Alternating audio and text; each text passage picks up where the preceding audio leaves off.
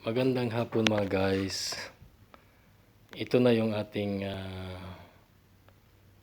huling set ng Lexus. Ayan mga guys. Kung makikita nyo. Mga malilit na parts. Ayan. Kung kailan na patapos, yun ay papalit naman yung mga parts. Papahirap naman mga guys. Yan. Lexus part. Ayan. Ito yung sa likod. Ito yung petrol cap.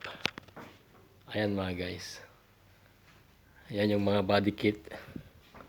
At saka mga sensor. Ayan ang sensor niya. Dalawa na lang yung pininturahan. Andyan yung water spray cover. Ayan, ito yung body kit niyang dalawa. At saka yung side step na isa. Ayan. Ito na lang nalalabi mga guys. Pag naikabit ito lahat, buo na yung Lexus natin. Ayan mga guys. So okay na ito guys. Maganda na. Ayan.